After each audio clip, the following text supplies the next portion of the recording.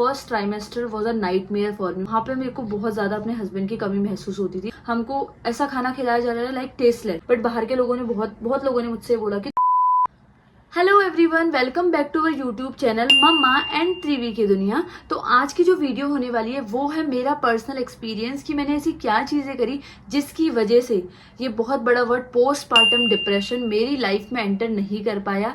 मतलब अभी तक तो नहीं कर पाया है। मेरी डिलीवरी को 3.5 महीने कंप्लीट हो चुके हैं। इस 4 अगस्त को मेरी बेबी गर्ल 4 मंथ की हो जाएगी। तो अभी तक मेरे को पोस्टपार्टम डिप्रेशन नाम की कोई भी चीज नहीं फील करने को मिली है। तो क्या चीजें ऐसी थी जो मैंने करी जिसकी वजह से मैं पोस्टपार्टम डिप्रेशन का शिकार नहीं हुई। तो गाइज स्टार्टिंग से बताते हैं। तो जब मैं प्रेग्नेंट थी, like first trimester was a nightmare for me. मेरा फर्स्ट ट्राइमेस्टर इतना ज्यादा गंदा गया था, लाइक इंस्टेंट मूड स्विंग्स, किसी भी बात में मुझे गुस्सा आ जा रहा था, बहुत ज्यादा गंदा। मतलब मैं याद भी नहीं कर सकती उस टाइम को, ऐसा मेरा फर्स्ट ट्राइमेस्टर गया था। और सबसे बड़ी बात वहां पे ये हो रही थी कि मेरे हस्बैंड मेरे पास नहीं थे। तो जो भी प्रेग्नेंट वुमेन्स है और जो भी न्यू मॉम्स है वो समझ सकती है कि ऐसे टाइम में आपके हस्बैंड का आपके साथ होना कितना ज्यादा जरूरी होता है। तो वो भी मेरे साथ नहीं थे, मेरी पूरी डिलीवरी वो मेरे साथ नहीं थे। तो ये चीज ना मेरे लिए बहुत टफ हो गई थी उस टाइम पे, और मैं बहुत ज्यादा परेशान रहती थी। फर्स्ट ट्राइमेस्टर और लास्ट ट्राइमेस्टर तो मेरा बहुत ज्यादा गंदा गया है।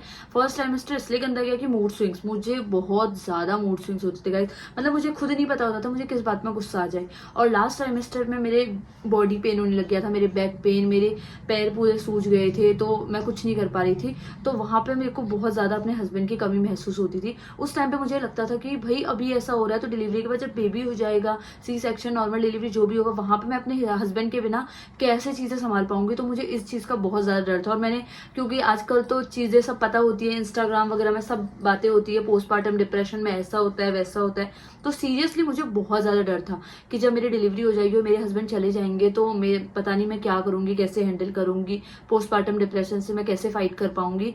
बट गाइस सीरियसली मैं बता रही हूँ, जब से ये मेरी बेबी गर्ल हुई है ना, मेरी लाइफ कंप्लीटली चेंज हो चुकी है। मतलब मुझे अभी तक तो मुझे पोस्टपार्टम डिप्रेशन जैसा कुछ भी फील नहीं हुआ। तो कुछ चीजें मैं आप लोगों के साथ शेयर करूंगी कि क्यों मुझे जो मुझे पर्सनली लगता है कि इन रीजंस की वजह से शायद मेरे को ये पोस्टपार्टम डिप्रेशन नहीं झेलना पड़ा।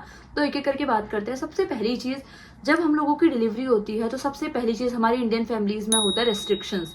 इंडियन मॉम्स के लिए रेस्ट्रिक्शन, नहीं तुमने ये नहीं खाना, तुमने वो नहीं खाना, तुमने सिर्फ बॉइल फूड खाना है, तुमने सिर्फ उबला हुआ खाना है 6-7 महीने तक, बच्चे को लग जाएगा, बच्चे को कुछ हो जाएगा तो तुम्हें ये रेस्ट्रिक्शंस। जो उस समय हम वैसे ही इरिटेटेड है, हमारी बॉडी बिल्कुल चेंज हो चुकी है, सडनली ड्रास्टिक चेंज आ रखा हमारी बॉडी में, और हमको इतनी ज्यादा रेस्ट्रिक्शन, हमको ऐसा खाना खिलाया जा रहा है लाइक टेस्टलेस, उसमें टेस्ट ही नहीं होता था। बट टचवुड मेरे साथ ये नहीं हुआ। मेरी फैमिली बहुत ज्यादा अंडरस्टैंडिंग है, मेरी मदर इन लॉ इतनी ज्यादा अंडरस्टैंडिंग है कि मतलब स्टार्टिंग में नामकरण तक, जब तक मेरी बेबी का नामकरण नहीं हुआ था, मैंने भी हल्का ही खाना खाया था। बट वो हल्का खाना भी ऐसा नहीं था कि बिल्कुल मैं खा ही ना सकूं, ये वाला खाना नहीं था। लाइक मेरी सासू माँ मेरे लिए पनीर बनाती थी, पनीर की भुर्जी बनाती थी, अच्छे से पनीर की सब्जी बनाती थी, दलिया वगैरह भी वो बनाती थी, तो बहुत अच्छे से बनाती थी। तो जो मैंने थोड़ा बहुत परहेज किया ना गाइज, वो मैंने सिर्फ नामकरण तक किया, या फिर मैं बोलूँ मैंने सिर्फ 22 दिन तक परहेज किया होगा, थोड़ा बहुत। वो भी मेरा बहुत ज्यादा वाला परहेज नहीं था। मेरा मेन था कि मेरे को गर्म पानी पीना है, अजवाइन जीरे वाला पानी पिया मैंने काफी टाइम तक। बट उसके बाद ना मेरा खाने में मैंने धीरे धीरे धीरे करके सब स्टार्ट कर दिया था। मेरी सासू माँ ने मुझे खुद धीरे धीरे करके चीजें देनी स्टार्ट की। लाइक चावल होता है तो चावल को मेरी सासू माँ मेरे को जीरे का तड़का लगा के देती थी, वैसे नहीं खाना होता था, तो वो भी दिया मेरे को। एंड आज का टाइम है, अभी मेरी बेबी गर्ल 3.5 महीने की है, और कोई ऐसी चीज नहीं है मैं जो नहीं खाती हूँ, मैं हर एक चीज खा रही हूँ। एंड ट्रस्ट मी गाइज, उससे मेरी बेबी की हेल्थ में कोई भी फर्क नहीं पड़ रहा है। तो पहली चीज तो यही थी। हम जो इरिटेट होते हैं ना, वो होता है कि हमको अच्छा खाना नहीं मिल रहा है। उस टाइम पे हमें जरूरत है अच्छे प्रोटीन की, कार्ब्स की, सब चीजों की जरूरत है, हमारी बॉडी मांगती है। बट हमारी इंडियन फैमिली में पता नहीं क्या मिथ है कि तुम ये खाओगे तो बच्चे को ऐसा हो जाएगा, तुम ये खाओगे तो बच्चे को ऐसा हो जाएगा। बट स्टडी डॉक्टर्स के अगर मानो तो तुम्हारे किसी भी चीज के खाने से तुम्हारे बच्चे को कुछ भी नहीं होता है। हाँ बस एक, हमको अल्कोहल कंज्यूम नहीं करनी होती, क्योंकि वो हमारे दूध से बच्चों में जाती है, ऐसा बोला जाता है, वो डॉक्टर्स भी बोलते हैं। बाकी कोई भी ऐसी चीज नहीं है जो खाने से आपके बच्चे को डायरेक्टली इम्पैक्ट पड़े, आपके बच्चे को कोई भी इम्पैक्ट नहीं पड़ेगा। ये मेरा खुद का एक्सपीरियंस है गाइस, मैं सब कुछ खा रही हूँ। मैंने 1 महीना पहले से ही, मतलब मेरी बेबी गर्ल को 1 महीने भी नहीं हुए थे, और मैंने चीजें खाना धीरे धीरे स्टार्ट कर दिया था, और आज के टाइम पे मैं सब कुछ खा रही हूँ। इवन मैं थोड़ा बहुत कभी कभी मैदा भी खा लेती हूँ, मतलब बहुत ज्यादा तो नहीं, कभी कभी मैं खा लेती हूँ। उससे देखो हमारे बच्चे को कुछ नहीं होगा, ये मेरा पर्सनल एक्सपीरियंस है, मेरे साथ तो नहीं हुआ था, मेरे बच्चे को किसी भी ऐसी चीज़ से इम्पैक्ट नहीं पड़ा था। तो फर्स्ट चीज़ तो ये हो गई कि मेरे लिए कोई ऐसी रेस्ट्रिक्टेड डाइट मेरे घर वालों ने नहीं रखी कि नहीं तुमने ये नहीं खाना है, तुमने वो नहीं खाना है। मैंने सब कुछ खाया है गाइज। तो एक अच्छा खाना भी हम आई थिंक हमारी मेंटल हेल्थ के लिए ज़रूरी है। हमको अगर अच्छा खाना नहीं मिलेगा तो हम धीरे धीरे खुद ही चिड़चिड़े होने लग जाएंगे। तो पहली चीज़ तो ये थी। दूसरी चीज़ हमारी ये है कि बाहर मत जाओ। जो नई नई डिलीवरी के बाद हम लोगों से बोला जाता है कि घर से बाहर मत निकलो, तुम इतने टाइम तक घर ही रहो, बच्चा छोटा है, घर से नहीं निकलना चाहिए। तो ये चीज़ भी मेरे साथ नहीं हुई थी। तो मेरे हस्बैंड जाने वाले थे, ये 22 दिन की भी नहीं हुई थी और मेरे हस्बैंड जाने वाले थे।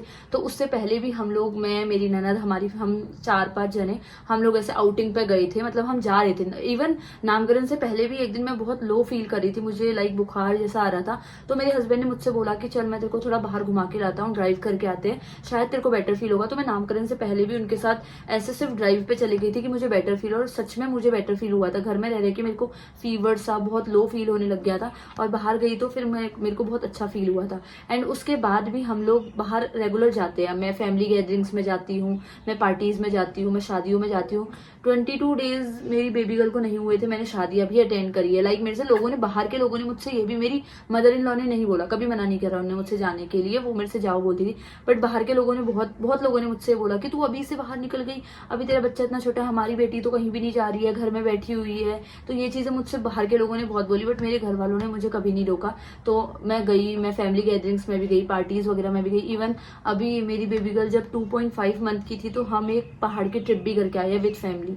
एंड कुछ नहीं हुआ, मेरी बेबी गर्ल को कुछ नहीं हुआ। हमने सारे प्रिकॉशंस इसके साथ लिए, मैं सारी मेडिसिन लेके गई थी, सब कुछ, सारे जो भी, बल्कि जो हमारी इंडियन फैमिलीज की मान्यता होती है ना कि बच्चे के साथ चाकू लेके जाओ, ये करो, मैंने सब कुछ फॉलो करा है।